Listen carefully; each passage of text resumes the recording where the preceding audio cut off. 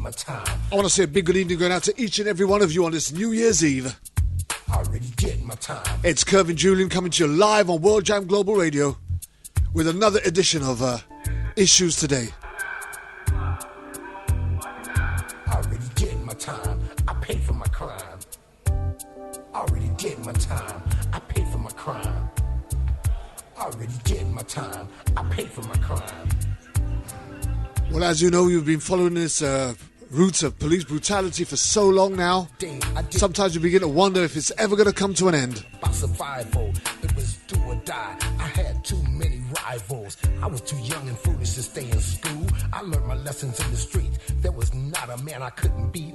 I was good with my hands and very quick on my feet. I was swimming in women. I had girls all over the street. And just when we thought so sweet. Now things have changed. We can take a break, have a rest. I'm a changed man. Don't need no gun in my hand. It ain't about being no gangster. The Jacqueline Craig story materializes. Trying to cope with this living hell. Well, I just want to tell you today's guest. Once again, we recalled a renowned, impressive Alex Salazar, former LAPD law enforcement officer. Already did my time. I paid for my crime. Alongside my regular guest, Already did my time. Dr. David Ramey, whose expertise in this area I was a drug dealer, so more drugs will shed some light on a very troubling time indeed. I was doing all kind of stupid shit. Sometimes I find myself speechless when I think about what's going on in the United States of America as far as law enforcement is concerned. I was a real Forrest Gump, but I was nobody's chump. Me and Billy the Kid had a lot in common. I was the real Terminator, much meaner than Arnold Schwarzenegger. I'd shoot you up and spit you out like a real alligator. But I'm telling you, all you haters. The opening statements are going on right now. It's getting tougher. Life in prison.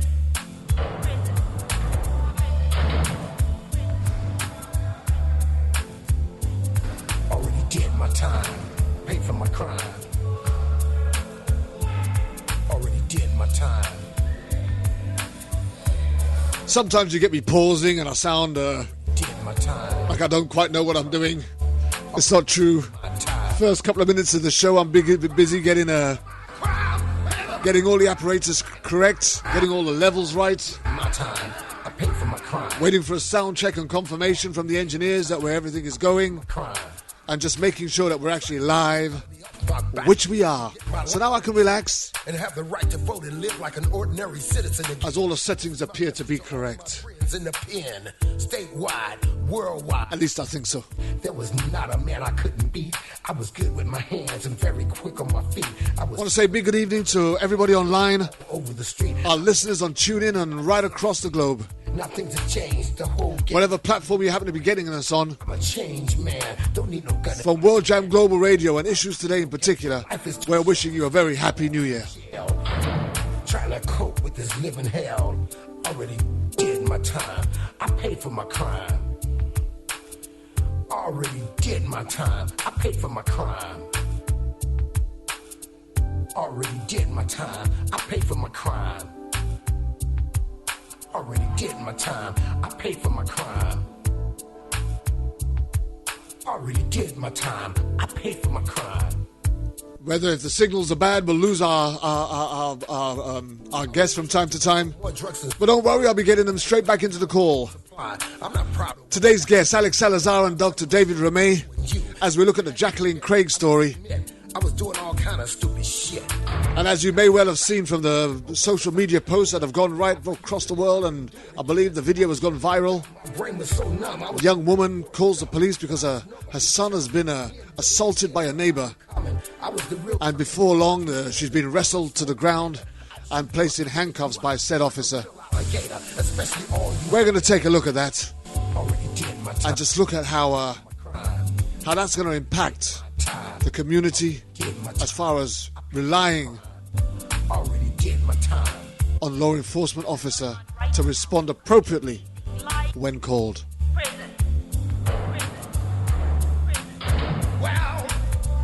But without no further ado, let me introduce you to my co-host, my shotgun rider, my number one supporter, who's going to tell us how it is in America today, Dr. David Remay.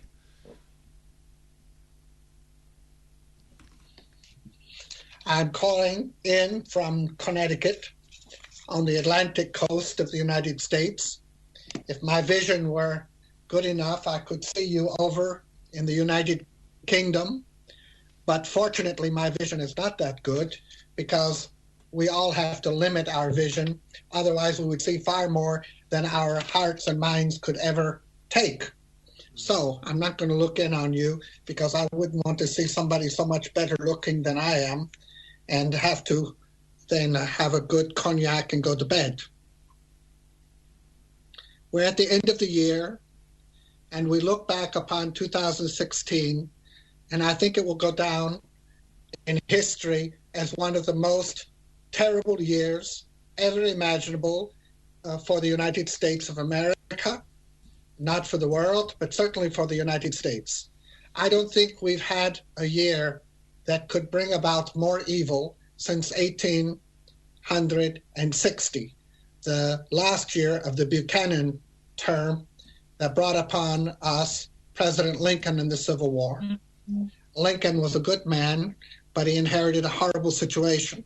And we are now in the exact reverse. We have a good country who's inherited a terrible, terrible man with the help of the Russian KGB agent in the Kremlin, Vladimir Putin, and his puppet on a string, Donald Trump, and his surrogates, Bannon and Kushner and Primus, and this mouth that has more diarrhea than a sewer flowing out of the outer Amazon regions that have been dumped into by the Nile, by the Danube, by the Rhine, and by all the other rivers that carry human and animal excrement on the face of this planet. This woman is such a liar that when I look at her, I can only have one thought in my mind. I'm looking at that terrible, terrible, limp, Lumpenschwanz, Joseph Goebbels, as he lied for Hitler.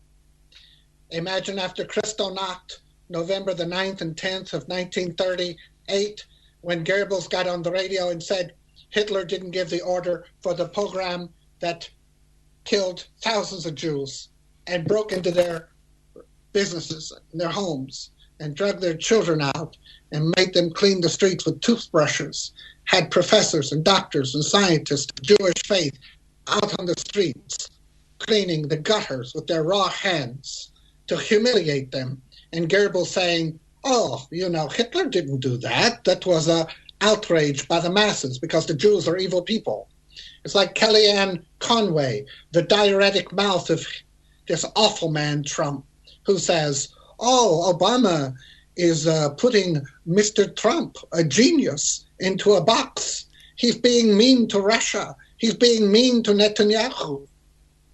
Well, why don't we talk about those homosexuals in England, in the Soviet Union, now Russia, who are castrated, given chemicals, put in prison? Why don't we talk about those people who oppose this man, who are put to death, billionaires and paupers alike? Why don't we talk about the curtailing of free press and economy, the mob rule in Russia? Is that good? Is that good? Why don't we talk about Israel, where there is absolute apartheid by every definition in the world? Why don't we talk about Israel not sending a representative to the funeral of Nelson Mandela? Nelson Mandela, a man who single-handedly, with spirit and faith, brought about the end of apartheid in South Africa by making the whole world boycott, sanction, and divest from that country that treated human beings as though they were not given a soul from God himself. And now we have Israel, where there is apartheid. There are two different highways, one for Palestinians and one for Jews, where there are two school systems, where there are two legal systems, where there are two systems of military and police enforcement, when there are two results under the law. If I'm the children of a Jewish rabbi, and I kidnap a 16-year-old Palestinian boy, I make him drink gasoline, and then I light him on fire, and he is burned into a crisp, no different than those ashes in Auschwitz, and those people are called mentally disturbed and sent home to their parents. But a Palestinian child throws a rock at an Israeli tank, and the next day they go to that child's family, they throw them out of their house, they burn the house to the ground, they bulldozer it, and then they build a home for some Brooklyn Jew who is infected with a Zionist ideology that claims land that has belonged to that Palestinian family for 7 or 20 generations as their own. They cut down the olive trees, they kill their goats, they kill their sheep, they boil their chickens, and they build a home on that Palestinian land with American money shipped to them by people like Donald Trump's son-in-law, Jared Kushner, the nominee to be ambassador to Israel from the United States, David Friedman, a radical like Jason Greenblatt, who's a bankruptcy expert, who's going to be in the White House as his legal advisor and negotiator for Israel policy. What do you call this? When President Obama abstains from the United Nations and allows a vote to say stop settlements, the whole world has a nervous breakdown. Israel, who is against boycotts and sanctions, does just that. They boycott and sanction and take away $3 million a year in medicine and food from the poor people of Senegal, because the ambassador of Senegal had the audacity to say, you are discriminating against and stealing land from Palestinians who are poor and oppressed. Stop it. And they pull medicine from these poor people, and then you read in the Jewish newspapers of Israel that they're just blacks anyway. They're blacks and they're animals. They're, quote, Cushites. Cushite. Moses was married to a Cushite. Israel, who gets $4 billion a year in direct assistance from the taxpayers of the United States of America, holds back $3 million from people who need medicine and count on it. This is not a Jewish value. This is a Zionist sin. And then to call President Obama a monkey, to have him dressed up like an Arab terrorist, stabbing Israel in the back. Let me remind your listeners in the United Kingdom who stood firmly with Winston Churchill to fight Hitler and all the Nazi evil in the world that killed 6 million Jews and 54 million other human beings.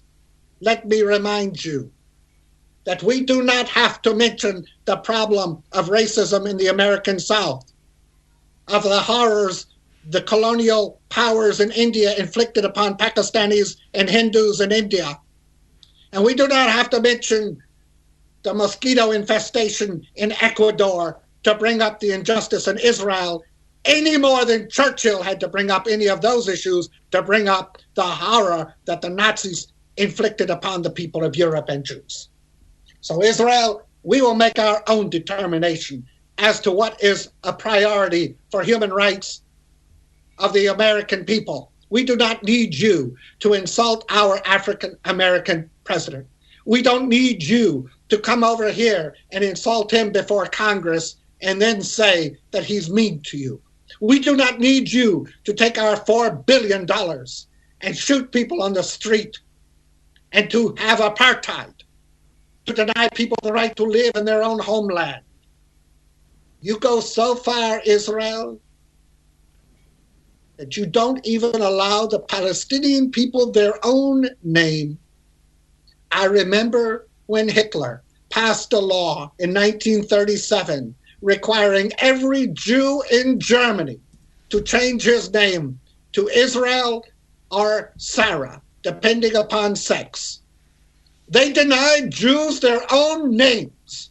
They couldn't be Heinrich or David or Adolf or Maurice or Moritz or Richard or Kervin or Alexander. They had to be Israel or Sarah.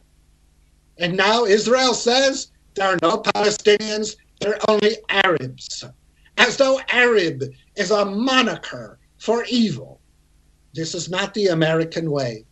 And yet we have Trump, who is no more than defecate excrement hanging from the hemorrhoidal anus of Putin, infecting the world with his lies and fake news and hacking into our computers and asking Russia to hack into us, and supported by his alt-right and his Steele and these other illegitimate people who know that the Democrats received 3 million more votes than did Trump.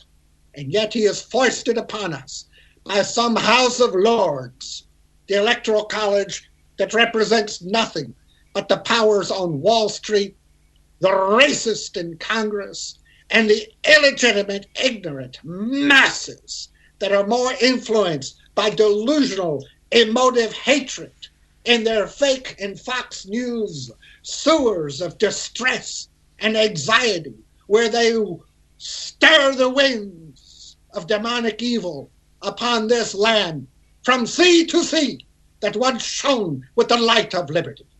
I say to all of your listeners and all of my friends, it is now for us to stand up, to fight against, to obstruct, and never to surrender. Remember this. It's very important. When Hitler gave Goebbels and Goering and Himmler the order to go against the Jews on November the 10th and the 11th, the police department said to Goering and Goebbels, but we cannot do this. It is not the law. Even in Nazi Germany, this is a violation of the law. And Goebbels responded, my dear policeman, this is not a question of the law. It is a question of harassment, of stealing, of humiliating, and of murdering these people until they leave our country or they are buried. Now I want you to listen very carefully to what I just said. Let me make it a little bit shorter. It is not the question of the law. It is a question of harassment so that we may control. Now, if that doesn't lead in to today's show, where the American police are not concerned with the law, but with the harassment, with the profiling, with the illegal shooting and killing, of the maiming and humiliation and the slander and libel against African Americans, nothing compares. Nothing is new in man's experience, and history reveals it. It is not a question of the law, Goebbels said, but a question of harassment and control. And that's the way it is in America today. Well, I want to thank you, David, for that very, very touching and moving opening as to how it is in America today. And that's how the world is beginning to see America in a very, very different light. America has long since been a brother or a sister to the United Kingdom. And we've often looked to them for the way forward, for the future. And yet, I think here in the UK, we're holding our breath, wondering what could possibly go wrong next. Well, how much worse can it possibly be? So imagine, just before I introduce our main guest for today, Alex Salazar, imagine the impression that we had as this video went viral right across the world on social media, as a woman who contacted the police in order to get some help, some assistance, because her young son had been assaulted by a neighbour, only to find herself being wrestled to the floor and handcuffed in front of a very, very same neighbourhood. And it just makes you wonder what is going to become of law and order in the United States of America under Donald Trump. Good evening, Alex Salazar. Good evening, here, Kervin and Dr. Romay. I'm again just feeling very blessed to have these conversations with you in the raw, discussing matters that have always existed within humanity, and in finally dealing with these deep issues that are going on. I can only imagine that our listeners, the federal government and state and federal that are listening into us, they're kind of like, oh my gosh, what the heck are these guys going to talk about? And so they know that they are getting schooled when Dr. Romay speaks about the truth coming from a white man who was attacked himself for the goodness, the good works that he was trying to do at Texas A&M, and how they tried to drag this man through the dirt and to screw with him, this thing called the American racist system. And so I'm glad here to continue to be here to try to see if there are police officers that are listening, federal agents, CIA, the intelligence community, and whoever that might be, in realizing that right now that our United States government is under siege. A lot of people aren't going to talk about it, but here at World Global Jam, we are going to talk about these issues. We're not going to skirt them or avoid them. It is what it is, what's happening, and what we're looking at and dangerously facing down here now, where we have to have this discussion, is the potential threat of another civil war, okay? One where the United States will also become that land, just like across the sea, where all these bombings are happening and crazy things are going on. We have long thought that the United States was the safest place in the world. All that is about to change if we do not come off of our high horse. And so with the man who epitomizes the greatest excesses of the world, a man who thinks he can just go grab pussy, and I think it's cool. I mean, I don't think that's cool. Okay, I mean, there's a way to get that, if you want to, but we're not going to talk about this, of course, but just having that type of thinking, and him discussing just so cavalier this issue about the nuclear weapons things. Does he really want to pull this? Are we seeing Hitler again, the rise of Hitler coming right before our eyes, and no one's doing anything about this? There's a lot of paranoia that's happening within these communities, especially particularly with the Latino communities, which I'm Mexican American, Chicano. And I have been observing many of my clients and other people who I'm hearing talk on social media afraid, going into panic attacks, some heart attacks, because they feel that they're going to be rounded up just like the Jews were during this whole thing of the Holocaust. And so are we seeing that getting ready to happen again? I'm not trying to feed into the fear or think, oh, no, this can't happen. But quite apparently it has happened, as we now have a maniac, that is the United States future president. Here's my fear, Alex, and David, and you both guys. You guys are out there in America. You guys can feed back to us on that. But here's my real fear. It's not what people can get away with as far as law and order is concerned. It's not what the courts or the judiciary system will do. It's not what the DOJ is going to come up with, or the public prosecutor is going to be able to do. It's not how the prisons are going to be filled. For me, the biggest fear is the mindset of those and how they will start to operate just because Trump's in power. What they might think that they will be able to get away with, and how far will that push them to do the almost unthinkable. Now, when I say that, I'll say that in response to, because in response to what this officer did to Jacqueline Craig, his superior said in response that everything that he did was wrong, but he regarded it as rude and not racist.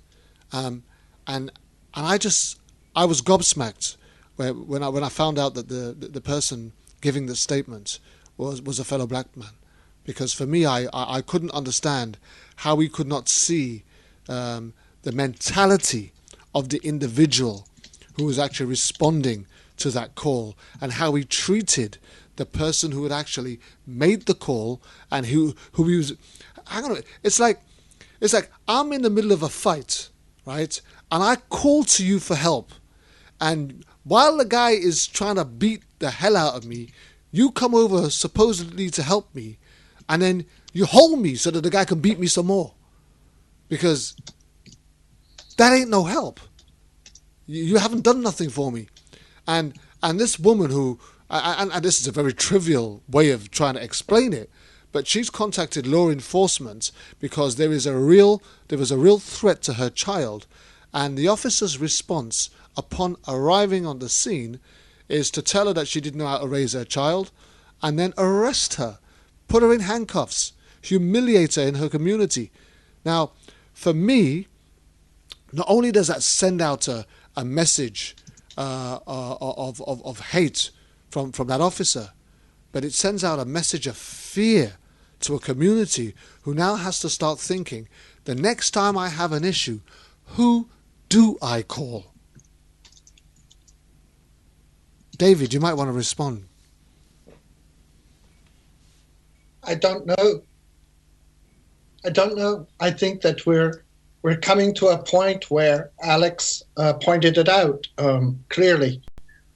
We are coming to a point that is so different from our prior knowledge and expectation for legality and civilization that we are going to have to create a new paradigm for ourselves. The past is gone. We've crossed the Rubicon, and Caesar is on his way to Rome, and those in Rome are going to have to think again. There's not going to be the Republic anymore. There's going to be the empire, and how do they live within that empire with a bunch of Caesars drinking wine out of leaden cask, making them insane?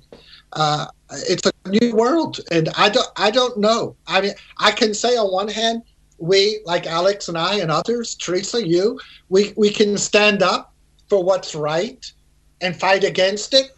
But I'm not sure anymore, because people, for example, there's a guy on my Twitter, perfectly nice, educated guy. I don't know him. And he wrote me and he said, what proof do you have that the Russians hacked into the DNC and the American electoral process? What proof do you have? And the guy on Facebook is asking me the same. And so I provided the proof that 17 intelligence agencies, including the NSA, the CIA, and the FBI, has. The proof and the evidence that rational human beings who believe in Charles Darwin's theory of evolution, as opposed to the version of Adam and Eve in Genesis. In other words, we believe in science, in facts, that 2 and 2 are 4, that if you put 2 apples here and 2 apples here, I will have 4 apples, okay? They don't. I said, why do you ask for proof? Why do you want me to give you proof? Whatever I give you, you will not accept. He said, oh, no, I would accept it. I said, okay. So I sent the New York Times article in great depth about what happened, tracing to the fuzzy bear of the GRU, of the Russian government, evidence, absolute evidence of everything and how it happened, who did it, where it was done, the connections. And of course, the response was, oh, right. And he sent me a picture of Colin Powell saying that Iraq had WMD. Well, you know, that's like me saying we shouldn't have a United Nations because a treaty that the Pope made in 570 AD with the German government didn't work out. What does that have to do with anything? My child tells me something, but I'm not supposed to believe it because my neighbor's child lies? I see absolute evidence of evolution. And I know for a fact that the Grand Canyon was not made in the last 5,000 years. It was made over millions and millions and millions and millions of years ago. But these people believe it was made 5,000 years ago, when the Bible was made. I mean, I can show you dinosaur bones, and these people tell me that they are artificially created in a CIA bunker and planted there to fool people about God. These are the people voting for Donald Trump. These are the people who will not accept truth. These are the people who will do anything to say Putin is not responsible. But if Donald Trump came out tomorrow morning and said on television, Vladimir Putin is the greatest enemy of the United States of America, and we have to start nuking them now. I am sending 50 nuclear missiles to Russia right now. These very same people today, these very same alt-right, racist, bigot, evangelical, Darwin-denying evolution freaks today would march on Washington, worship Donald Trump, tell him, send those nuclear weapons to what is today our greatest friend in the world, Vladimir Putin, Saint Vladimir, the non-impaler. And then they would ask their Lord and God, the Messiah, who said at the Republican National Convention, I alone can save you. Those are his very words. I alone can save you, the Messiah. They will then get on their knees and beg him to drop his pants so that they can put their heads near his butt cheeks so that they can better get their nose inside his anus. These are the kind of people. So when you ask me, how do we seek safety from police forces doing the work of the alt-right who sees Donald Trump and Republicans as their Messiah and apostles, I have no answer except to say we need a new paradigm. And in history, and Alex, I'm sorry to say this, but you are so right. And I'm sorry to say it because if somebody says I have stomach cancer and I'm a doctor and I examine them and they do have stomach cancer, I say, I'm sorry to say it, but you're right. It sounds like an oxymoron, but it's correct. And the issue here is, I'm sorry to say it, Alex, but you are right. When humanity comes to a point where reality from one side is so opposite from the other side, then there is no communication possible. There is no treaty possible. There is no compromise possible. There is only victory or defeat. And if defeat is that the alt-right and Trump's win, if that's what happens, we go into an era of grave darkness and evil. And if we win, those of us with light, even though we're not perfect, we can progress forward. But it's coming down to the issue of who's the stronger, because who's the smarter no longer matters in a world where intelligence and knowledge and wisdom are denied prima facie. You know, that's so powerful, David, and yet it's demoralizing. Very. It's demoralizing, and I think, you know, in a world that's beginning to be filled with mounting hate, we've got to be the common sense that tries to offer some seed of hope. At the moment, we've got 4 years of Donald Trump, minimum, and for me, I'm concerned that Jacqueline Short is going to be again the catalyst of a long line of misrepresentations of law enforcement, escalating from anything that we've ever seen in the past 20 or 30 years that we have been complaining about over the last 2 years on this show. The worst is yet to come. What do you think? And I want to take it back to the Jacqueline Short Craig story, David. And I know there's a much bigger picture here. Go ahead. But for me, what do you think that represented for law enforcement, Alex? How did that make law enforcement look in the eyes of the common people? Well, let me just say this from my personal experience, and that's the unique thing about this show is we get to say things how they really are. And for the police that are listening to this, they will also know friends who have behaved like this guy. This type of behavior is not uncommon, where you have a white man talking down to a black person because they think they're a nigger. And because of this anger, because of this hatred, this is why we have the problems that are going on nowadays. We shouldn't act stupid about it that this doesn't go on. When I worked in Watts, in the southeast, projects of Los Angeles, South Central, it was common that there would be police officers that would talk down to these people. Some of them very ghetto. We know what ghetto is. I don't need to explain or go into anything like that. But they would really talk down to them in the way that if they were having a domestic violence, the cops weren't going to handle it because why? It was just a racist thing. They saw them as monkeys or they would call them the N-word behind their back and just these terrible things would continue to go on. But they would actually perform wedding ceremonies where they would divorce them. Such was the games that they played within the black community and these lower income communities, some of these police officers. Okay, and so I'm not labeling or as some of these guys like to say, broad brushing the situation. No, that's not everybody. But, you have these cases here now, particularly in Fort Worth, Texas, where we have this incident. Now here's another black guy getting shot in the back. And people are like, hey, what's going on here?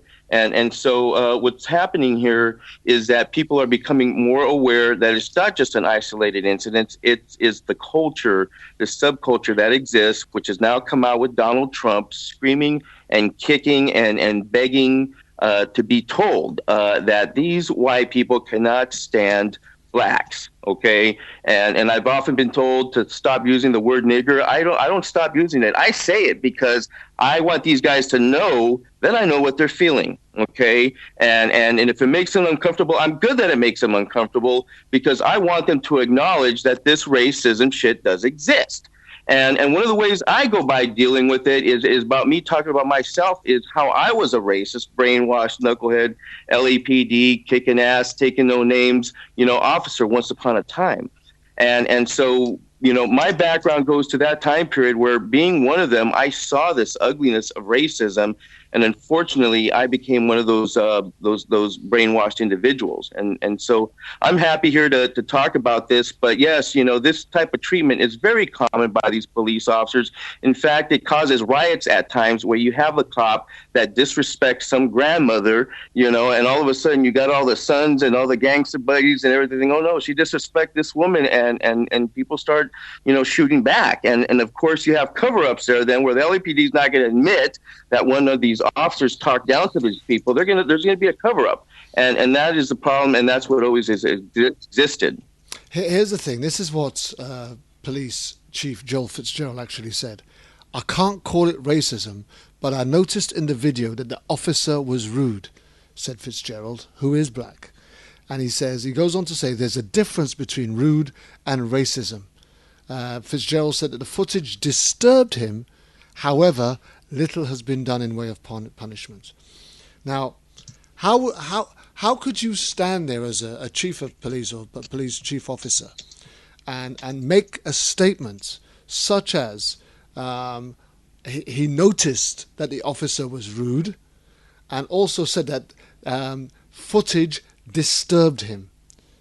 I mean, these are two statements that you make where you would expect there to be a reprimand or consequence for an action that would lead to some form of an investigation, because those words, he was rude and the footage disturbed him, says that there was something terribly wrong with how this officer handled this particular situation, wouldn't you say? I would say so, but still, this is a situation where they're never, ever going to admit knowing that their city has practiced racism, institutional racism in that part of the country. We're talking Texas, okay? Keep in mind, which Dr. Romay is only too well aware of that mentality. Texas, as you know, was a state that started with that, remember the Alamo crap, and they got the United States to rob and to take hold the southwestern part of the United States of America. And so we're dealing with this hypocrisy that is all coming back on us now, and we're acting stupid like we don't know why this is going on to begin with. But the writing has long been on the wall, has always gone on. Dr. King paid with his life, so many other martyrs too. and we continue to, go around in circles discussing what is the obvious. And so, like I said, here with this guy here, and him and these other shootings that go on where they shoot blacks in the back, they cannot stand black people. Okay, it has come out. I mean, they keep on depicting the president as a monkey, though his wife as a tranny. Okay, what the hell is wrong with these so-called Christian-loving people? Okay, they are wicked beyond belief, and the thing here, what I try not to do is I don't try to bring religion into it, because religion just screws everything up, okay? But really, this is a supernatural phenomenon that is going across all over the world. I mean, you got, like I said, the Ruskies are on board with this, and China is there, what the heck is he getting ready to do, or saying he's going to take over the world. I mean, this man, someone is going to have to stop him. I hope it doesn't come to something what has happened previously, assassinations, but he's begging for it. Okay, he's begging for it, and it shouldn't be a shock to anyone if a man gets killed by a rogue agent, who's like, man, this man is going to kill us all. Okay, we need to do something about this, and I'm hoping that the president-elect can figure this out and say, hey, maybe there's something I can do here, and just say, hey, I was kidding. We're all going to be cool now. Alex, let me jump in. I want to say, too, that the CNN, which has a show in America, did a show in the last couple days at the end of the year on 64 police officers shot dead in the line of duty in 2016 in the United States. Now, 64 police officers. I think 4,500 citizens in Chicago have been killed in 2016. 3,000 people died on 9/11 because George W. Bush chose to clear thicket in Texas instead of doing his job. Now Trump is here. God knows how many humans and citizens we're going to lose. 64 police officers. Now, in the last 10 years, 75 police officers have been accused of cold-blooded murder, just shooting people, cold-blooded. One has been convicted, and he only got 6 months in jail. I think that the focus on 64 police officers in relation to the thousands of citizens police officers kill wrongly, especially African Americans and Hispanics, is out of order. It is absolutely outrageous. It's mendacious. So I went on CNN and I looked up these officers, and I was shocked to see something that most people probably wouldn't pick up on right away. And I'm not going to ask you to guess this, Alex, but I'm going to tell you anyway. A great number of the policemen killed in the last year were minorities. They were women just on the job. One was one day on the job, a corporal, a patrolman. They have Hispanic names, and they're black. Very few are white Anglo-Saxon men. Very few. They have names like Jonathan de Guzman, Rod Lucas, Derek Geer. They have Thomas Jefferson. They have names that are very minority. Here's one, Matthew Gerard, a corporal. Baton Rouge, black man shot dead. Here's another, Jacqueline Colson, a black man shot dead, barely on the force in New Jersey. Now, why are the policemen dying minorities? Or are the white guys who are their partners and have been there longer, do they know a secret? Do they desert them? Do they leave them on the street? Are they particularly picked out by the enemy, for example? Are the criminals? I don't think so. I think a uniform is a uniform if you're running from the police. So I think CNN surreptitiously did us all a big favor. It makes us ask some very serious questions about who among the police are being killed and why them and not people like Mark Furman, Special Agent Degrenu Frazier, a man from Jackson, Tennessee, shot dead. Why aren't people like Mark Furman, who's a multimillionaire now after saying he wanted to put all black people, and he used the N-word, in the middle of the street in Los Angeles or San Diego and burn them to death? Mark Furman. Why is it, Alex, that our mass media in America put people like Don King. Don King is a violent man. A guy didn't pay him $500. And so Don King had him murdered. I think he shot him himself, murdered him. He was convicted of manslaughter. He went to prison. And this man is standing with the President-elect of the United States of America 3 nights ago at Mar-a-Lago in Florida, waving the Israeli and American flag, standing with a big button of Donald Trump on his left breast, worshiping this man, a manslaughterer. I can remember the day when the King and Queen of England wouldn't allow a person to come into Buckingham Palace or Windsor who had been divorced. Divorced. Wallace Simpson couldn't marry Prince Edward, because, Edward VIII, because she had been divorced. And now we have a manslaughterer. And we have people financing killers in the West Bank inside the White House with real power. And we have policemen convicted. 1 out of 75 is convicted of murder. And so we have to go back. And it's like I was telling some students the other day. This is not a matter of seeing a big, big Christmas tree in Rockefeller Plaza, New York City. And that Christmas tree is killing tens of thousands of Americans. And so you have the mainstream media come up and they interview everybody who put balls and lights and tinsel and kitsch on that tree. Well, what do you think of the teddy bear? Well, what do you think of that light voltage? What do you think of that tinsel over there? No. Here's what you've got to do. You got to say, get me some people, let's get this tree and drop it in the middle of the ocean so it harms nobody ever again. And all you people who put that crap on the tree, you're going with it. You don't interview Don King. You don't interview Mark Furman. You don't interview Dershowitz, Alan Dershowitz. Alan Dershowitz, a Harvard lawyer, who is more Israeli than American, is more Zionist than human, more animal than human.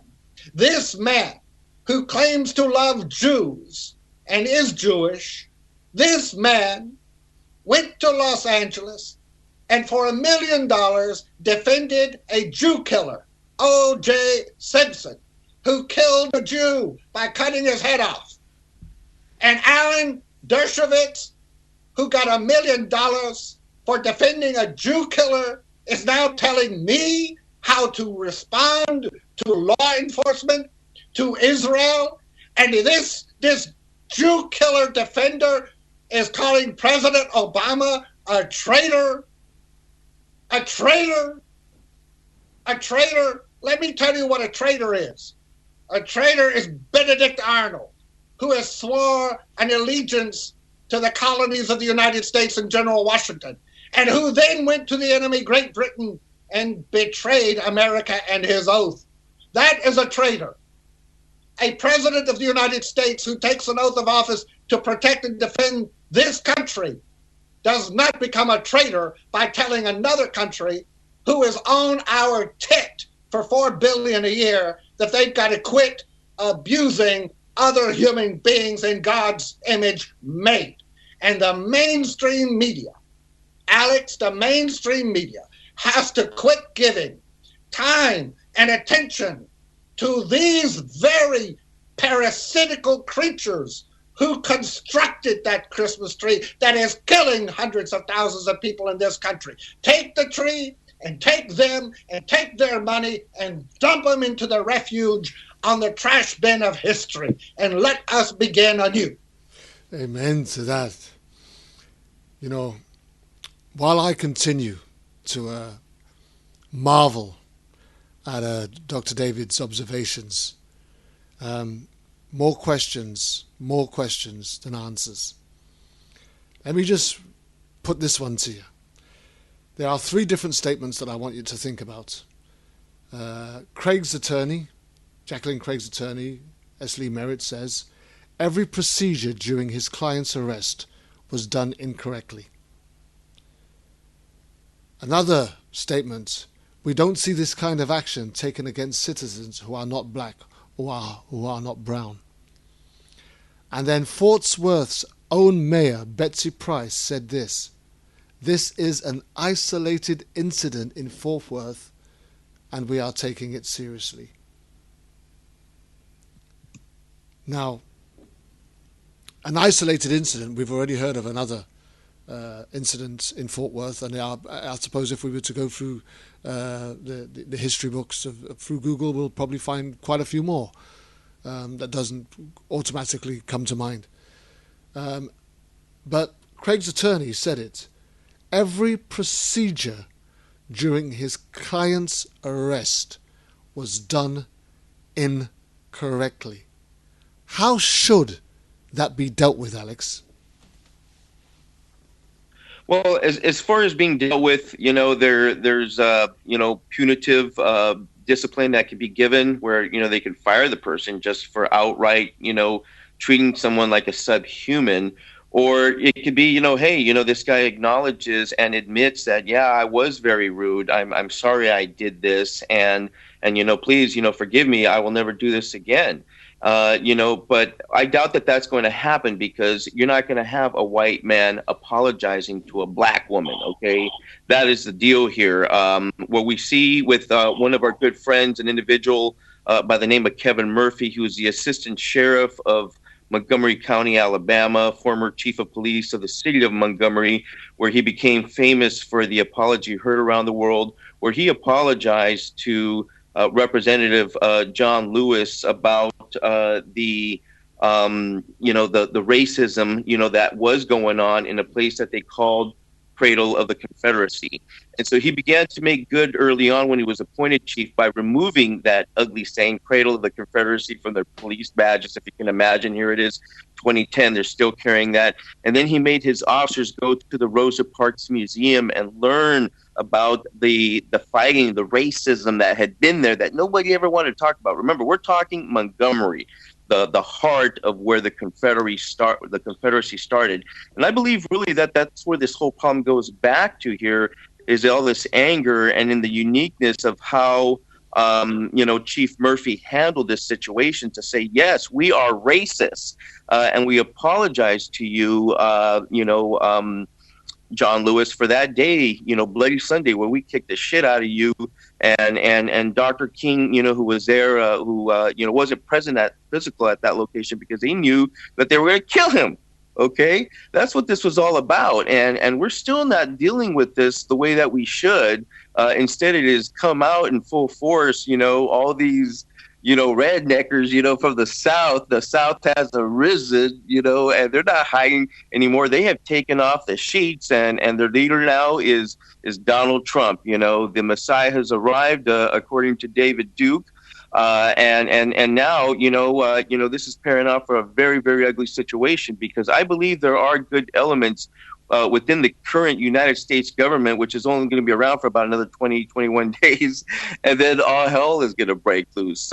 This is very scary for the good agents, people who are there, who are wondering, oh my gosh, what's going to happen next? The racists are about to take over, and how are we going to deal with, this countdown, this new year that we're going into, is just going to be a very scary time period, and we can only put our trust and hope in God, and that we will have leaders that won't try to take advantage of the people and to make them paranoid and freaking out, but someone to offer hope and dialogue and real leadership to come in and to talk about this subject matter, which has been polarizing for the ages. It's just nuts that, here we are still talking about the Civil War, and the South has truly risen up, I believe.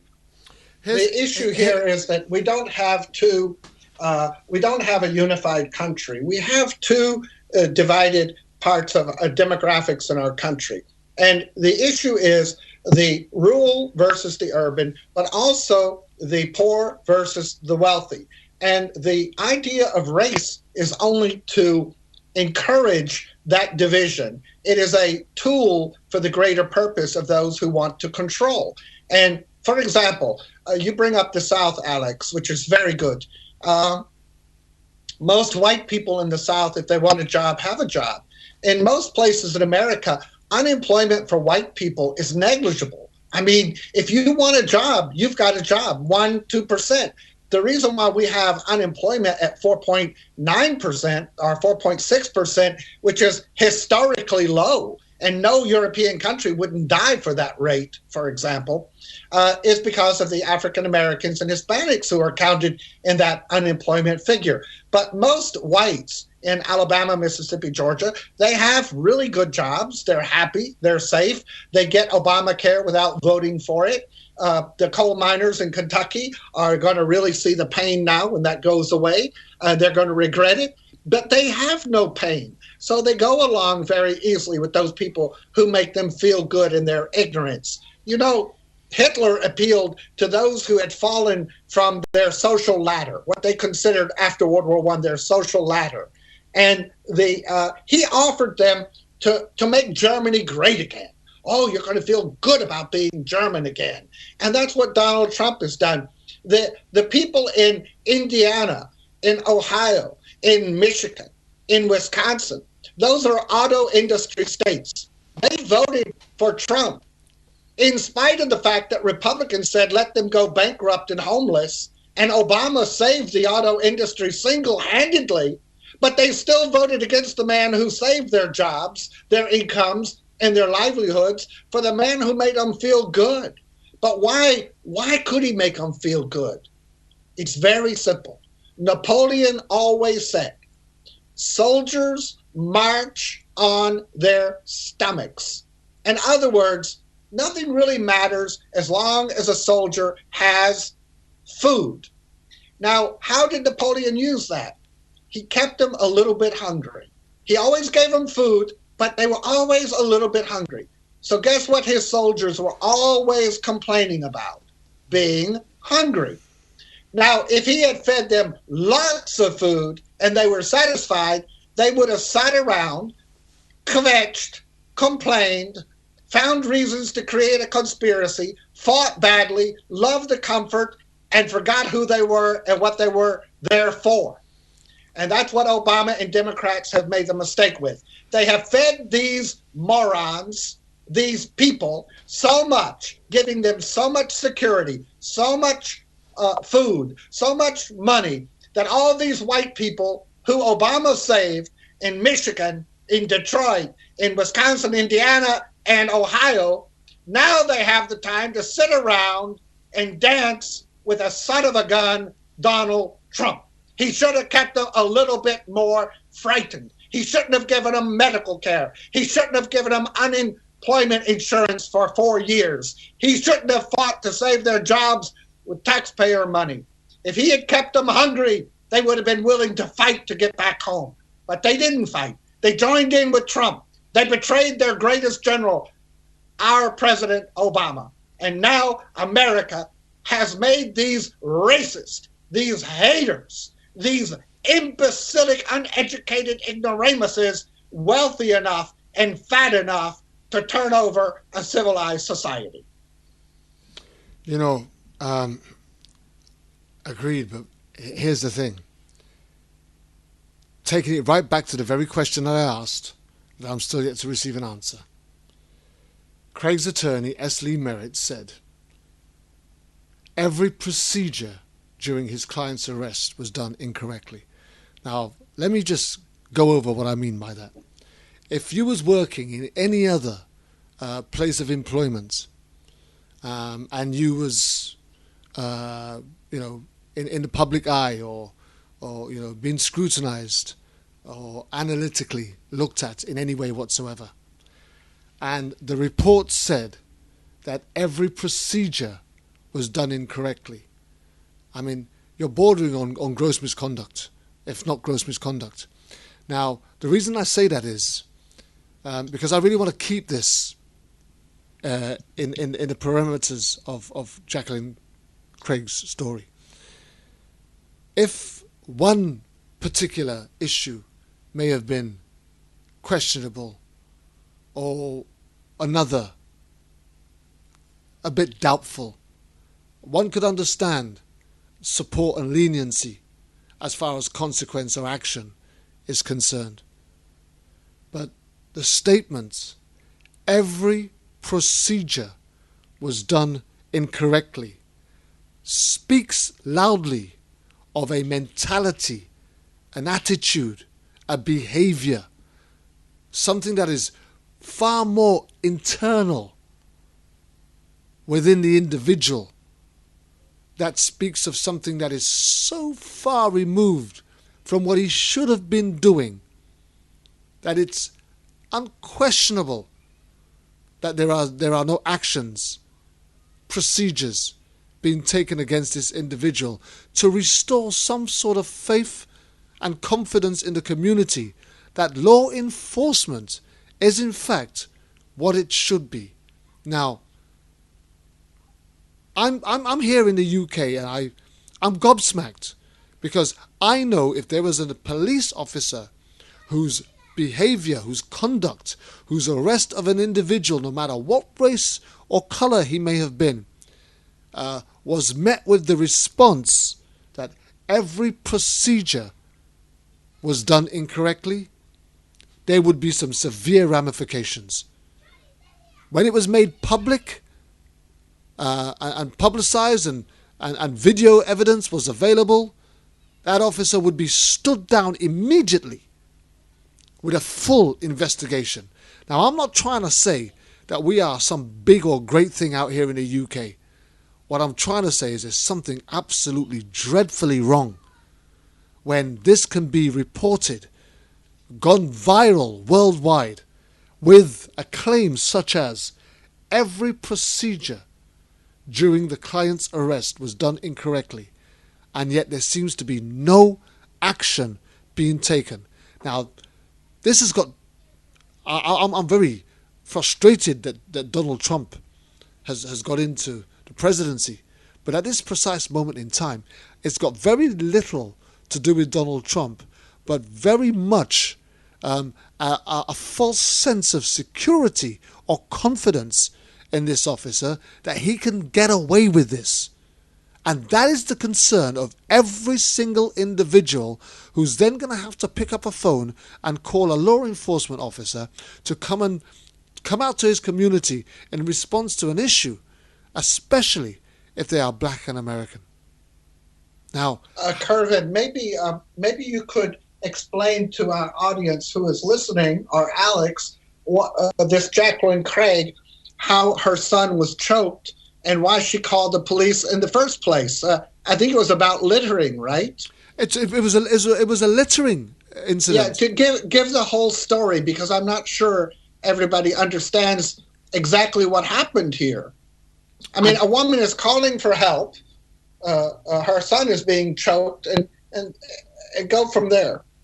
Well, as far as I'm aware, and I don't have the full story available to me, and we have been looking for it, and we didn't get much here in the UK, and I did ask our producers to try and get some editorial for me so I could support the show with it. So if you have anything that you can help us with, I would appreciate you to bail me out here. I encourage everyone to just go to heavy.com. There's a show on Google, heavy.com, Jacqueline Craig, 5 facts you need to know. And there's a video showing the policeman putting her down violently because a man was choking her son, saying he had littered. And the officer tells Craig to teach your son not to litter. Yeah. After she said he was almost choked to death. I mean, can you imagine if that had been a policeman in New York City choking Ivanka Trump because she spit her gum out on the street? And here lies the problem, because if you watch the video, that's when she starts to get irate, because she's called the police because her son has been choked by a neighbor for littering the street, which is not a felony by any stretch of the imagination, right? But the actual criminal offense is the assault. Littering might be it's like Sandra Bland. Yeah, Remember Sandra Bland? Littering might be uncouth. It might be against community spirit, and maybe it's not the correct way for you to behave or conduct yourself, but it's not a criminal offence. The criminal offence was the assault, and she's called the officer out because her son has been choked by a neighbour who was choking him, throttling him, simply because he'd littered on the street. Now, the officer's response was to challenge the woman on the ways that she'd raised her child, and that basically telling her that she should raise her child better. At which point she does get angry and starts to go back at the officer and basically challenge his questioning of her parenting. And it's at that point that he decides that he's going to go and grab her and wrestles her to the ground to handcuff her and arrest her. For what? What could the Alex, wait a second, Kervin. Alex, are you there? Yes, Alex, I am. Do you remember, Kervin? I don't mean to be disparaging, but you may not know this movie as well as this is part of American culture. It's called Cool Hand Luke. Do you know it, Kervin? Cool Hand Luke? I do. Okay. Was that not with Paul Newman?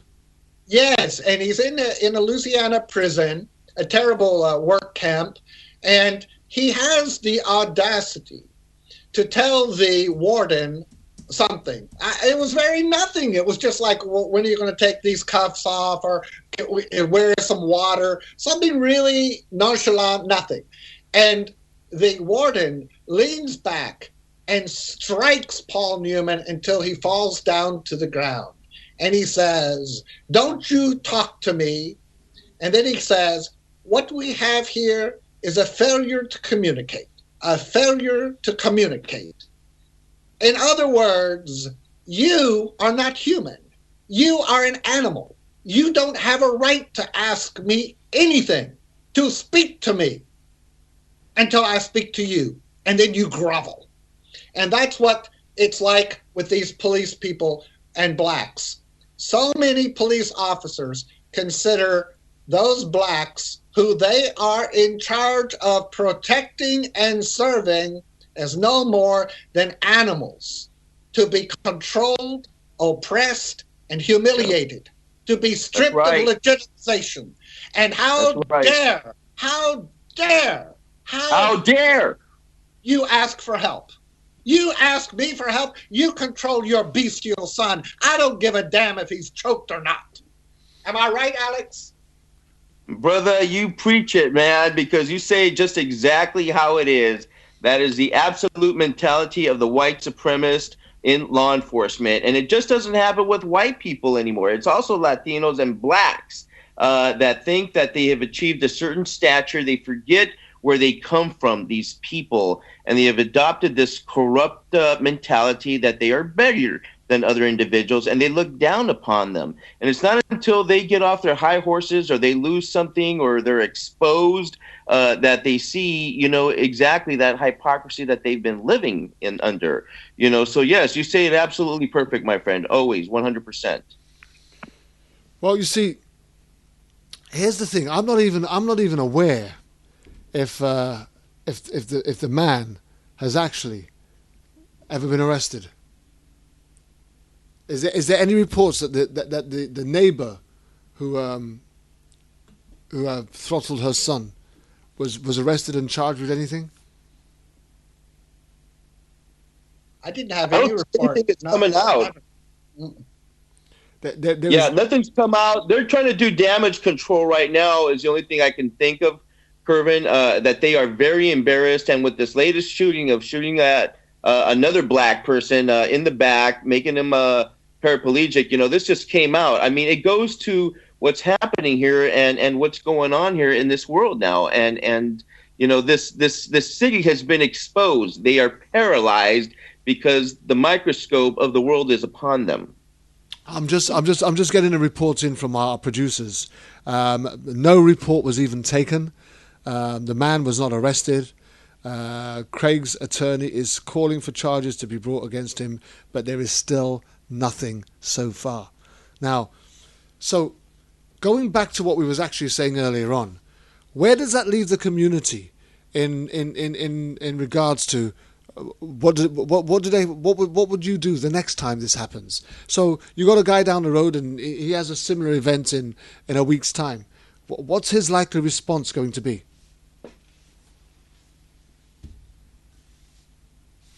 Guys. For me, you have to be able to admit that you were wrong if you're going to be able to move forward. That has been the problem here historically, Kervin, is that man cannot admit when they are wrong. Here they're talking about lawsuit. Here they're talking about also, we're not going to say we're sorry to these niggers. Okay, I mean, that is the mentality of that damn state of Texas, that has always thought that they can do things. And again, I apologize for the usage of the N-word, but I call it out how it is with how these individuals are feeling. They cannot fathom that they would apologize, much less as one of these rednecks would apologize to the president for calling Michelle a tranny and him a monkey, and so we mustn't, confuse, these attitudes, this anger that has, existed for the ages. I mean, here it is now, the year 2016, the war was supposed to have ended, with the assassination of Lincoln. We have not come far even to begin with that now the South again has rised. The issue here is it goes back to Sandra Bland, Kervin, which you and I broke on this show, and then the world found out. It goes back to Sandra Bland. Thank you, Dr. Exactly. And this case is not a case where a police officer. There are 3 or 4 kinds of Alex, you can speak to this better than I. 3 or 4 kinds of situations in which innocent people are killed by police. The most non-obnoxious, I would say, I say non-obnoxious because there's no way to justify any of it, so I just say the least offensive, is where a policeman is involved in a situation, he pulls his gun, he fires, and a completely random innocent person is killed, and he didn't mean it. That's irresponsibility. If he didn't have the gun, it couldn't have happened. The second is he actually believes a crime is in the process, and he pulls his gun and he shoots somebody because he was overzealous. Nothing's going to happen to him, unfortunately. Number 3 is he mistakes somebody who has a gun, or he thinks he has a gun, like the little boy in a park in Ohio. A 12-year-old boy they shot dead because he was playing with a plastic gun. And I mean, that's just insanity. Or where Tyrone was killed in Florida by a vigilante who was gun happy, or a policeman in Chicago who starts shooting someone on the highway 18 times. That guy's mentally ill. And then you have the most horrible of them all, and that is when a policeman, for whatever reason, does not see a human in front of him, like the Charleston case, where a man is stopped for a violation of a light on his car. And the policeman gets out, and he eventually shoots the man running away, and then he plants evidence on him showing his guilt in the most clear way imaginable. And the other involving that to a same extent is where a policeman somehow fails to understand that the gun he wears, the uniform that instills in him some self-awareness of responsibility to exercise authority on behalf of the people instead of his own ego, breaks down. And that is the case here. Fortunately, not involving a murder, but also with Sandra Bland. How dare a black woman with an Illinois license plate drive through Texas, and a policeman pulls her over, and she's smoking a cigarette, and she says, "Why are you pulling me over? I didn't do anything. I was just letting you pass." "Well, you didn't put on your signal." "Well, I thought maybe you wanted to pass me. And by the way, having a cop in Texas follow a black woman alone in a car may be a dangerous situation, so I wanted you to pass me." And he forces her out of the car. He drives her head into the concrete. He takes her to jail, and she's found dead the next morning. All because of a little dictator mentality wearing a uniform. And that's what happened here. This policeman came out to Fort Worth, Texas, and he didn't want to be bothered because a black woman called to report that a man put his hands around the neck of her 7-year-old son and was choking him with violence and malice to the extent that she felt it necessary to call for protection, as is her right. And he says, why don't you teach your son not to litter? With no evidence at all that her son did litter. He assumed something not even a judge or a jury assumes. You have to have evidence. Hang on a minute, David. Yeah. Taking it one step further. She responds with, he can't prove to me that my son littered, but it doesn't matter if he did or he didn't. It doesn't give him the right to put his hands on him. And the officer then says, why not? Why not? Exactly. And the point is, very simply, these are not people. And this policeman thinks that the uniform and gun that he wears gives him the right of a god over a human life. And that policeman must be fired. He must have at least 6 months in jail, 1 year of his income recovered, and forced to go and apologize to that woman in person and write 3 editorials in the newspaper at his own expense, apologizing to the public. And a lot of this will come to an end. Let me just add this to the fray. Let me just add this to the fray. He then tells her, if you keep yelling at me, you're going to pee me off and I'm going to take you to jail. Now, Craig's daughter Craig's daughter then walks towards her mother, and the officer, appearing to try to calm her mother down, and the officer grabs her from behind. Craig then yells at the officer not to grab her, and the scene turns chaotic. Hang on a minute. The video then cuts to Craig on the ground with the officer kneeling in her back, his taser in his hand. He points the taser at a young girl and then also at Craig's daughter, who scrambles away as the officer handcuffs Craig. He then goes and handcuffs Craig's daughter before then taking them both to his SUV. He then turns his attention to the woman recording the incident and runs at her, knocking the camera out of her hand and telling her, you're going to jail too. Now, every procedure the officer did was incorrect.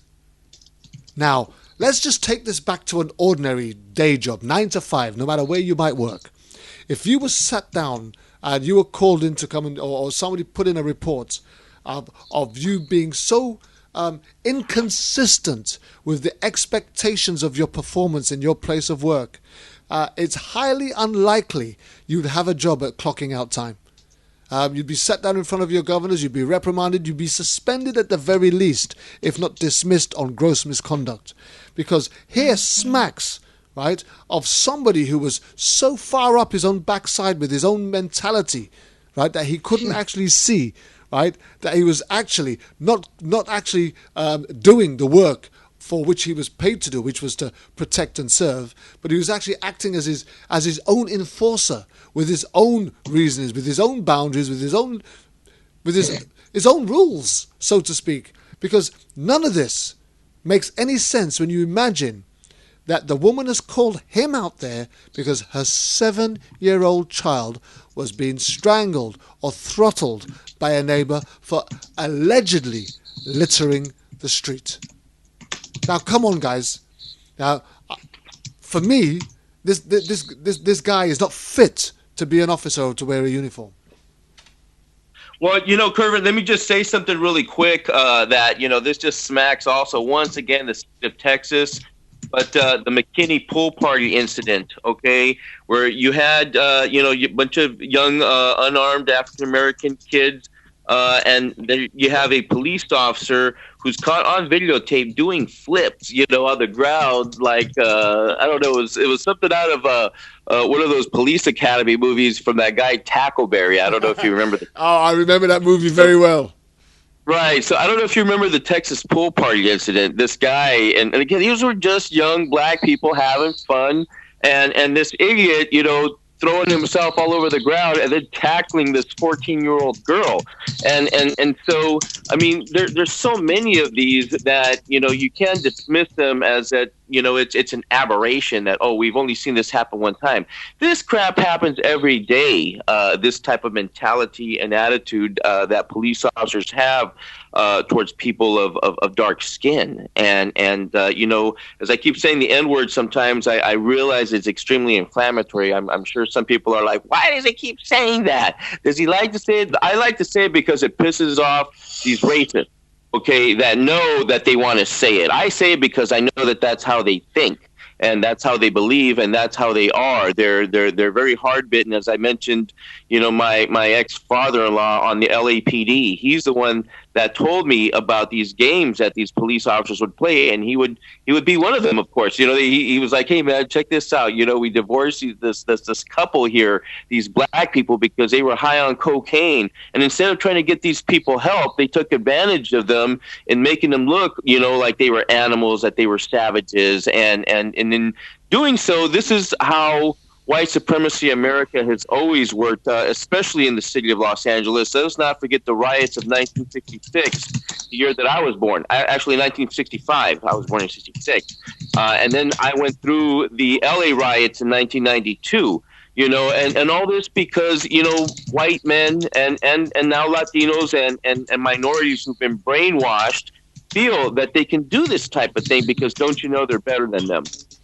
Very true. And here's the thing: if the video footage that we have seen is not as totally correct as it could be, then I believe that the officer was wearing a video cam which was active, but that footage is yet to be released. And if there was anything that supported his handling of that situation, surely releasing that now would have just justified what they did.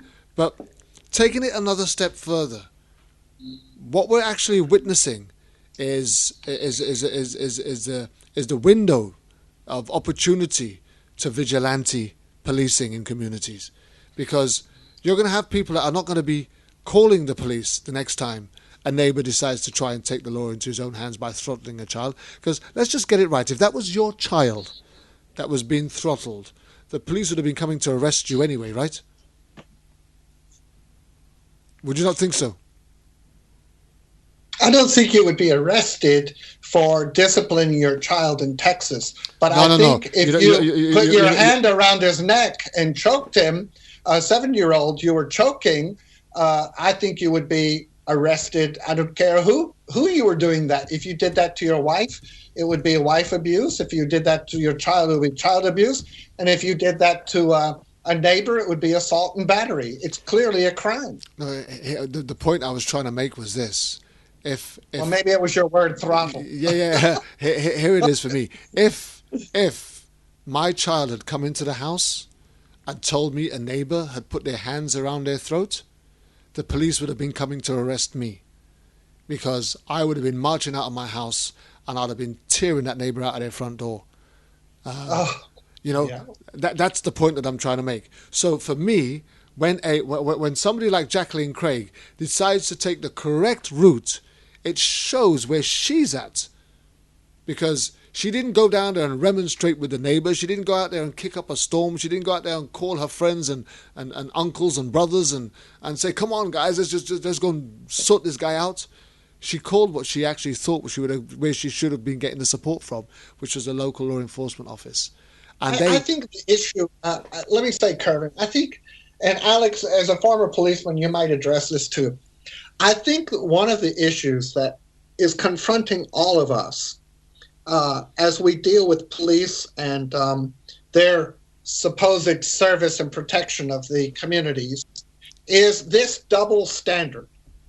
We can look at a policeman wrong and suddenly they've got 15 reasons to arrest us, from resisting arrest to whatever, violence. We can not obey the most small order of a policeman and suddenly we're locked up in a prison. We're shot dead. They put an arm around our neck and like in New York, and strangle me to death because I'm selling a few cigarettes for $0.25 apiece. We are the potential victim of a random police act at any moment. And 99% of the time, those policemen will pay no price. On the other hand, if we, like Sandra Bland, or this woman calling in behalf of her son, if we exercise, or dare to exercise, or claim the right to exercise any aspect of our freedoms as a free people, we are subject to violence, false accusations, extremely expensive defense attorneys, fines, and other crimes as a result. And the question is, how far are we willing to allow ourselves to be cowed and oppressed by a police force serving the interests of those who have every reason to keep this economically classed people into absolute subjection to those who have 90% of the assets of this country? Very true, but the bottom line is it's still going to lead to some sort of kind of anarchy and But Kervin, will it? Will it? I think it That's will. the question. Will it? I think You know, I think that's they're forcing that into the community. Don't you? I don't think so. I don't think so, Kervin. And I'm going to say this, and I beg for Alex to disagree.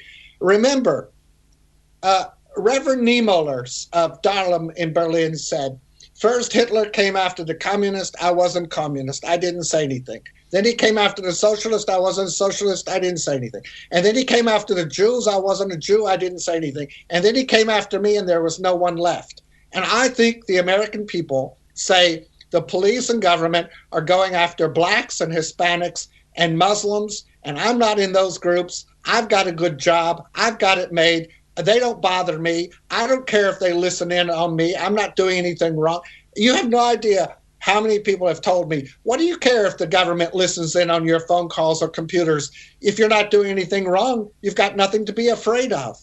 What kind of a mentality is that? You see, most people, Kervin, will go along with it because they profit from it and they're not affected by it. And I'm not so sure that what Alex says is a civil war coming or what you say is leading to chaos and anarchy.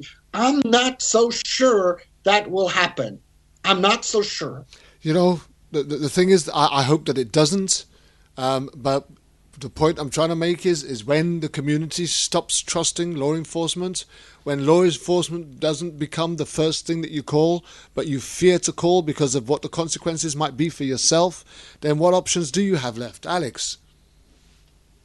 You know, I look back to my time in Ferguson when the Michael Brown shooting happened here, Kervin. I was there, and I was witness to that police brutality of how these white men there from the South wanted to oppress the people down there. I got a lot of film footage. I tried to interview people, and I also saw some black young leaders emerge from that situation. One of them, David Witt, from the We Cop Watch, program, filming the police, initiated by our mutual friend, Jacob Crawford, who have set up these We Cop Watch organizations all over the country, teaching young black men and minorities and really anybody that wants to learn how to handle these abusive officers who will talk down to you and make you understand that they are in charge. They will point to the badge. They will make you seem like you are the person that has done things wrong,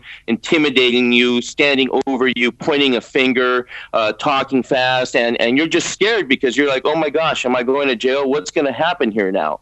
And so we need to learn to stand up, not be afraid. I've been talking about this for the longest now myself. Over, I believe, 15 years that I left LAPD. in trying to understand what was going on and happening at a time of my life where I thought I was going to be really protecting and serving. Quite on the contrary, many things happened to me that I got to see the ugliness.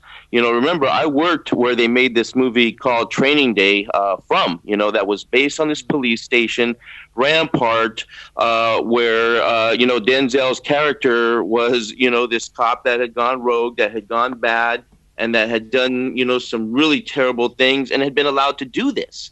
And so here in my backyard of Los Angeles, we continue with this here this past week, a couple of weeks ago now, where the sheriff who was on trial, federal trial we're talking about here, because he allowed this culture. It was okay for them to beat people, don't you know, in the nation's largest jails. It was okay to shoot them and kill minorities in the cities, the streets of the county of Los Angeles, And these shootings and these killings, they still continue. We shouldn't be surprised. What we should be surprised is that there hasn't been an uprising yet, because from my standpoint, that's what I have seen. I mentioned, again, David Witt. I saw him personally get several young men to stand down who were armed, who were ready to go shoot it out with the cops out in Ferguson. I mean, I had a front row seat in view, and I could testify that I saw this madness occur. And had they gone and had David Witt not been there, there surely would have been a bloodbath that night. Okay, because it would have been something that just would have escalated out of control. That Ferguson remained where it was like that. I can only say what I saw, what I witnessed, where David used this force, this strength of God within him to prevent these young black men that, like I said, they were ready to kill. Okay, Alex, David, I have somebody just wrote me in a question about that. Here's what he wrote. Would you answer him? There are some police that seek out the job because they feel inferior and think the badge will give them the power over others to make themselves feel better about themselves. Absolutely. Would you like to respond? Yeah, well, it's very true. And my good friend Cheryl Dorsey talks about that these guys are drunken with power and they go on a power trip. And all the while, the United States American injustice system, allows it to happen. These police officers' word, is taken over them. And unless you have a video to prove that this individual that has this control over you is lying, then you're not going to win. Okay, they're going to take their word for what it is. No, you're the troublemaker. You try to instigate this, and you're going to jail. And this problem happens every day. It's going on right now, this very second as we speak. Some knucklehead, like the guy out in that town where he was running around all over the place, and in McKinney, doing flips, pointing at the children, throwing them on the ground, sitting for several minutes, it seemed like, on a young 14-year-old girl's back, making her feel like, you know what, you are a N. I'm not going to say the word nigger anymore. It's that, but that's how he felt. And so we have to finally deal with this issue here on a much harder degree. I don't know if we'll be able to do anything here too much with Trump, because this man is just going to remain the most arrogant individual that he can possibly be. And so I'm worried that this situation is only going to escalate. I'm praying that the federal agents, local city cops and people, white people, who, like Lincoln, were able to see the injustice of slavery and were the backbone behind Lincoln to say, yes, we cannot allow these people to be treated like this by these Southern, fools, okay, that believe they can bring out their guns whenever they feel like it and justify shooting you, in the back. That's the weirdest thing, because we have been dealing with this police brutality for some time now, and we've been dealing with this in the absence of Donald Trump, without Donald Trump's presence. But now what we have is Donald Trump and his white supremacist mentality, attitude, and supporters, right, in the White House. And that's what I believe is going to provoke those who are walking around with the badge on their chest, as David has just said, who are going around exhibiting this behavior because it makes them feel better about themselves, actually believing that not only does this allow them to make them feel better about themselves, but now they're going to feel almost untouchable because their heir supreme is now sitting on the throne. Yeah, I think you're right, Kervin. And again, as I have said on this show, and Alex, you've heard me say it 100 times, until the municipalities like Fort Worth, Texas, today with the Jacqueline Craig case, if Fort Worth, Texas had to pay that woman $1 million in damages for that humiliation, that disgrace, that failure to serve, that failure to protect, that arrogance, if they fired him, put him in jail, the police officer, and had to pay $1 million after they paid some of those fines, the insurance companies would no longer cover those cities, and you would see a significant change in the education of the police forces in this country. But as you know, a great percentage of police in America are trained by Israeli agents from Israel. And our police go there, and their police come here to train. We are not the West Bank. We are not in the Middle East. We are the United States of America, and we are not going to tolerate Israeli methods and procedures against the citizens of our country. And if we permit it now on the poorest and the weakest among us, have no doubt that swamp will produce monsters that crawl forth from its lethargic evil and consume us all. And we've got to stop it now. So how do we go about stopping it, Alex? Well, I don't know. To be quite honest with you, I don't have the answer to that. Only God does, I believe. Money. I try to get religious, into the situation. I know that the love of money, is the root of all evil. And so I don't try to look at that, as being the case. I want to believe that we have hope here, that we are living in a more sane time where there's just such an awakening of everything that's going on. People aren't stupid anymore. People are opening up their eyes, and we're able to see all these videos of this treatment that was denied for the longest. And so I'm glad to see that finally happening here, this journey, since when I began talking about these issues several years ago, where I was viewed as a kook, for even talking about this stuff to begin with. But, I sensed in my heart at that moment, that even though I came and I did a lot of bad things as a cop too, I'm not sitting here, I condemn these people, because to do that is I'm condemning myself. Okay. And I don't have that shame anymore, because I feel that by me discussing this subject matter and affirming what I saw at Rampart, okay, not just with myself, but with one of my sisters, okay, because a couple of her partners had decided that they want to beat and frame a homeless man, the poorest of the poor, the homeless, okay, and they threatened my sister, a good cop, not to say anything, and she came forward during the Rampart scandal and was the only police officer, Google it, Sandra Salazar, LAPD, it'll pop up right there, CNN, where she testified against her partners, okay, with a little bit of help from her broham here. I made sure she was lawyered up and was able to get immunity from then Eric Garcetti's father, Gil Garcetti, who was a DA back then in Los Angeles, who was able to say, you know what, Sandra, you're the only good cop here. We're going to bring you out, and we're not going to try to shove this under the rug. And so we need to begin with that, with talking about the truth. Sometimes the truth is very hurtful, and we want to point fingers everywhere.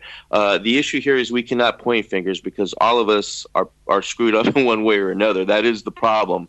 But with law enforcement, they need to look at themselves. Why did they want to become cops to begin with? Did they become cops, police officers, because they truly wanted to serve the people and to protect the people, or do they want to intimidate people? I mean, we have to look at these police officers, some of them who come on for the money, okay? You cannot be a police officer in today's age for the money. You have to really, truly want to do it because you want to work with the homeless, because you want to work with the mentally ill. You don't want to kill them unless, of course, you're coming back with PTSD from all the wars that many of these cops are hired from, to be part of these police departments. And then they act out and they have these episodes because they think they're in Fallujah where they got to do whatever the heck they wanted to do. And now they're taking that out on the American public, and I understand the hard work of the police officer. I was ran over. I was beaten up. I was shot. I was stabbed. There were so many things to happen to me as a cop that I wasn't able to deal with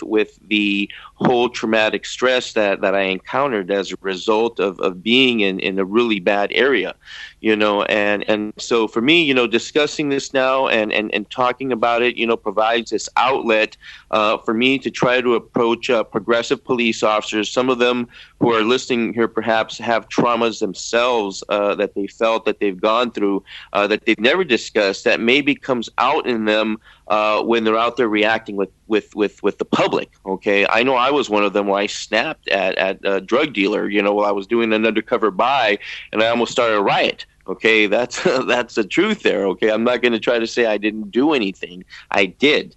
But with that said, we have to get past, a lot of this anger. We cannot ever dismiss all the pain that law enforcement has caused against society, particularly the people of color. Okay, and that's why it's so beautiful that my good friend Kevin Murphy was able to apologize to John Lewis, and I'll always go back to that. Is the apology heard around the world, because we have to finally recognize that white supremacy, has been the cause of much of this behavior. And until you confront it head on, the way that Kevin Murphy did, making his officers go to the Rosa Parks Museum, making them take off that Cradle of the Confederacy logo off their badge, apologizing to one of the most powerful, beautifulest men, John Lewis, who got beaten up.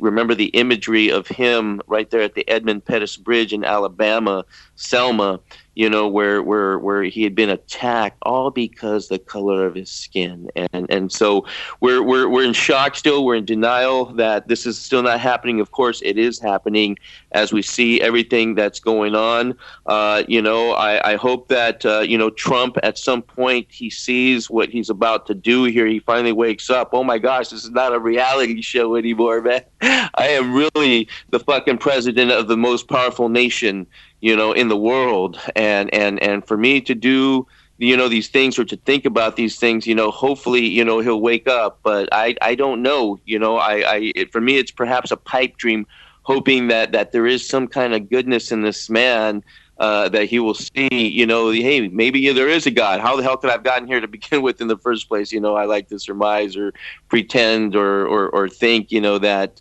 the unimaginable could happen. But, for me, it's there that we have to keep on fighting this fight. I am afraid, for my life now. I'm quite honest, because, I've been talking about this for the longest. And now for all this establishment to finally come out of their hiding, of where they've been all these years, it's kind of like all the lights are on and the vampires are out. Okay, we know exactly now who our friends are, our family members, even, in some cases, who do not like or agree with the way how we think, but we've always known the racists in the family, of course. We've always known our friends who are like, now questioning us, hey man, why are you talking about this so strong, all these issues about blacks and the police doing all these things? Well, you know what, it's because it's going on, and it has been going on for a very long time. These things that people, just would find imaginable. But, the imaginable here is right in front of us now, Kervin, Dr. O'May. It's in videos and technology, the internet, everything, has brought everything to the forefront.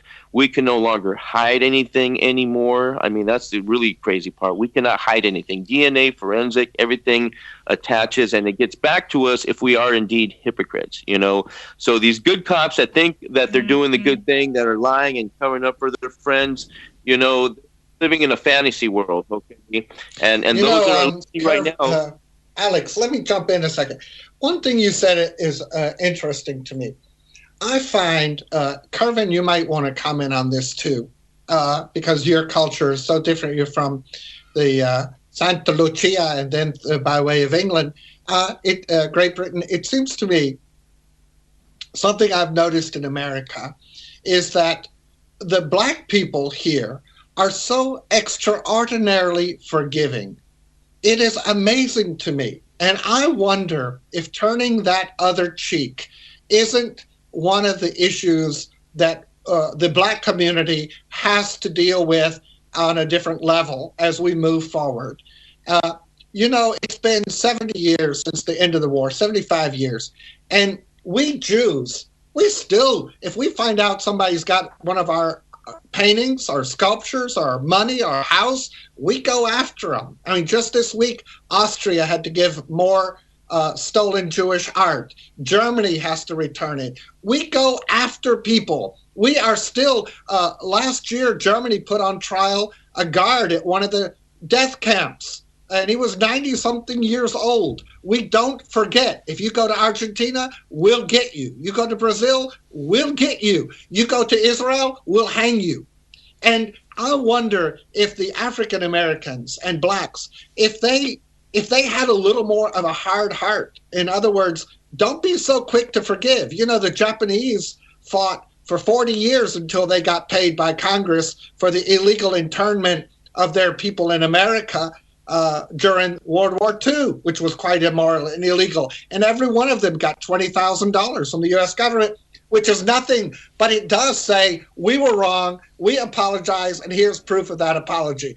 And I'm not so sure that if the African Americans, who are so abused by the police, so oppressed by the government, so denied their equal rights, so denied dignity, if they wouldn't hold a few more grudges and make a few more lawyers among their ranks and push the issue in the courts, that we wouldn't see a new day. And so my question after that long premise is this: why, Kervin, is there some kind of a genetic code in black people that makes them forgive far too easily, as did, and you brought him up, John Lewis, who forgave those people so full of heart after he was beat, treated like an animal, abused, denigrated, almost killed, and he forgave them. You think a Jew would forgive somebody like that? Never. Not even when he was hanging from a rope. And you think a white Donald Trump would forgive him? Do you think George Washington would forgive him? Ask Major Andre, who he hung from a tree for working with Benedict Arnold. Why is it, Kervin? What is it in the black people? Is it from Africa, or is it from the adoption of the Christian Bible? What is it that makes black people, to a large extent, so forgiving? I think it's a sense of hope, David. I think it's a sense of hope. When somebody says sorry, we'd like to believe that they mean it. You know, and we kind of take that as our next step forward. And you know, very often we get let down and we get hurt again, and then they say sorry again, and the hope is that they mean it this time. But you're telling me what happens, but why? Why? Hope is I'm Jew. Hatikva in Hebrew means the hope. That's the national anthem of Israel. We believe in hope, but we don't ever forgive. You know, we hold them accountable. Here's the thing, David. Forgiveness is what sets you free. Unforgiveness is what keeps you imprisoned in bitterness, resentment, hatred. But forgiveness sets you free. When I forgive... But you're talking, Kervin, you're talking from a personal point of view. Yes, if I carry baggage of hatred or unforgiveness, I understand that on a moral, that is taught. Subjective. That is taught. But institutionalized. people, it is taught. It is taught right through generations. It has been taught. It's been taught. It's biblical. It's scriptural. It's godly. It's humane. It's right to forgive. And some Why is it right? Why? Because let me just say something here, Kervin and Dr. Romay. I believe that ever since this beautiful black people were brought out from Africa way back when this genocide happened, being taken forcibly from your home, that the black man and woman has been oppressed. Okay, they have been stepped on. They have been treated as a species, not as a human being. You could kill him, you can talk to him in any way, and it doesn't matter. And yes, we think back to the times, while they were being whipped and lynched and murdered, as they sat huddled in their homes, singing the hymns. The hymns of the white man that was used to control them, to offer some kind of hope, was actually, in many cases very hypocritical because they supposedly, worship the same Jesus as the white man did. And so I try not to look at it in the sense here of where I believe that, there was that hope. I think, us as human beings, we want to have that hope, whether it's black or white or any race, we want to have that. But the black person has always been oppressed. That's why you had groups like NWA come out with "Fuck the Police," and I remember being a young cop and listening to that song when it came out, and all the police departments scrambling, getting mad because here were these young black brothers, spitting out what they felt, and they couldn't do that because there had been so much oppression.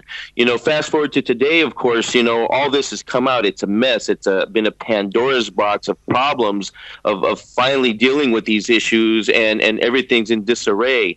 I believe at this time it's for leaders like Kevin Murphy, and we had him on your show over here too, a good friend of ours, Dr. David Cooper, the former police chief of Madison, Wisconsin, who had a police department mired in racism and problems, of course, the Midwest, and he was able to turn that around using the teachings of Gandhi, of Martin Luther King. He even had a picture, the picture, that famous picture he has, right, Kervin, of where Dr. Cooper is flanked by this picture, and he holds to this very day these beautiful ideas, this white man who talks about for what racism really truly is, So the good thing here is this demon is out in the open. We need to confront it for what it is. Donald Trump is merely a figurehead.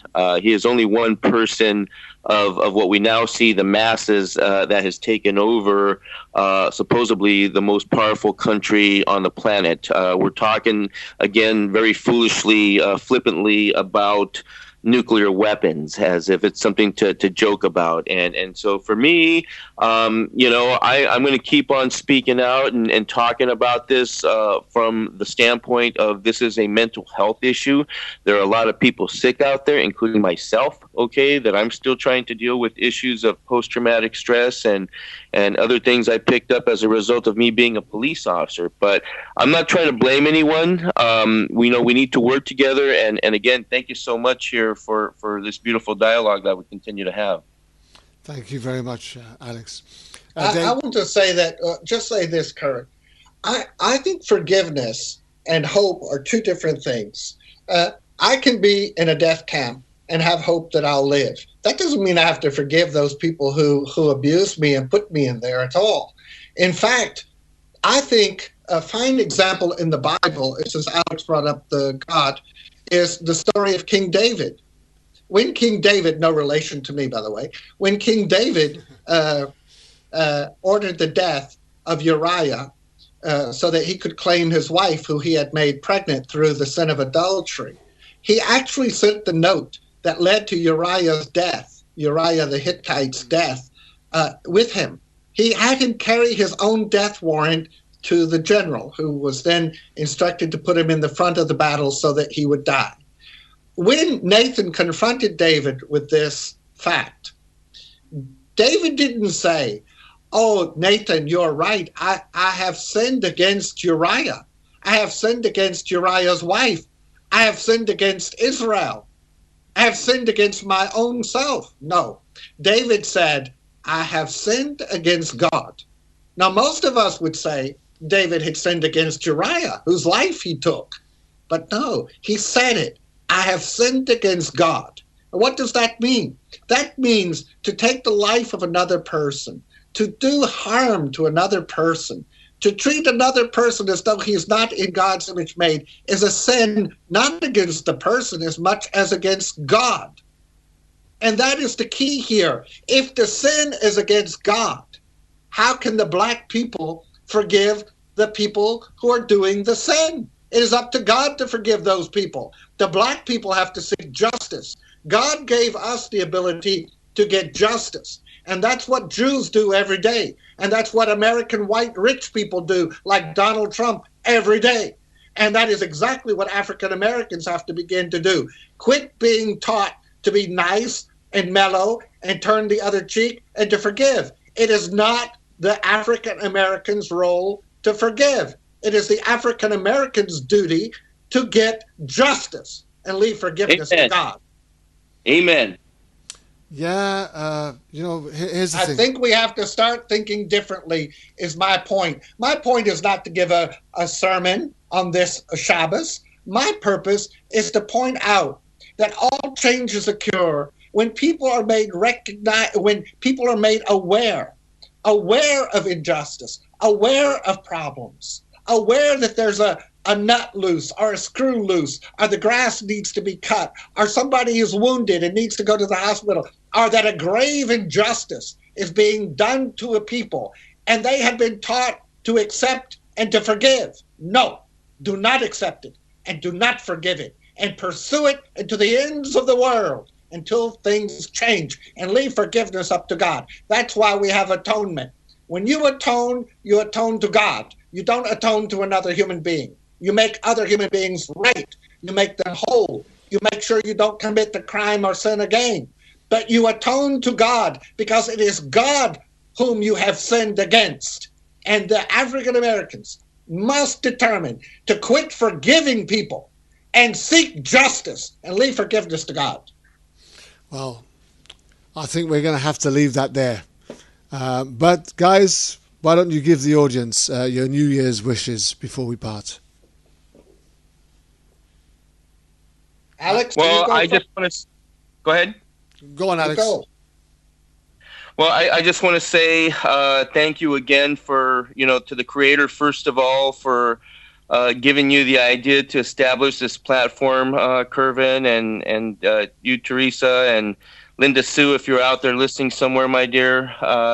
And of course, you, Dr. Romay, your vast intellect and knowledge on history, being the man there always with presidents, to show us and to give us that credibility of knowing what the hell you're actually talking about. And so I'm very thirsty still for this knowledge of learning. I don't claim to have all the answers on police brutality. I can only talk about myself in the sense of what I did, what I participated in, and now what we need to do to bring out what is happening right before our very eyes. So I wish you all a happy New Year, and also the steadfast prayer that Donald Trump might actually change. So I leave you with that.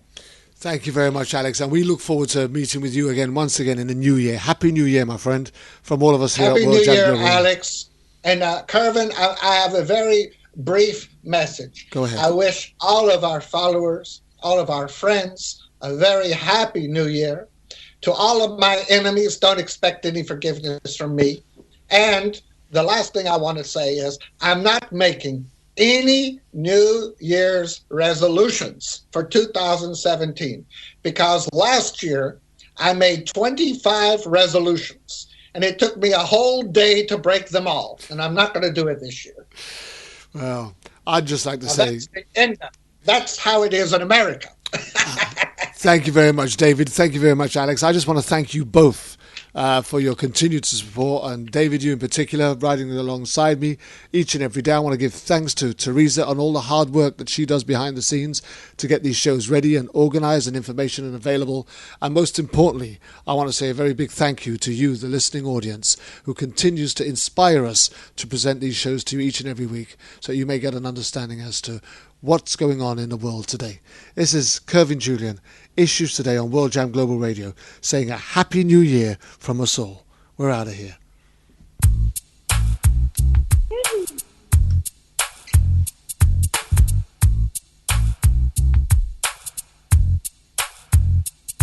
I already did my time. I paid for my crime. I already did my time. I paid for my crime.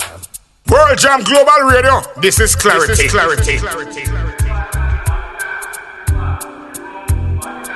already did my time. I paid for my crime.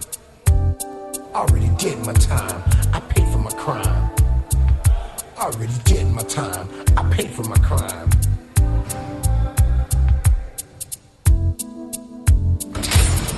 Back in the day, I didn't really care about the system. It was all about survival.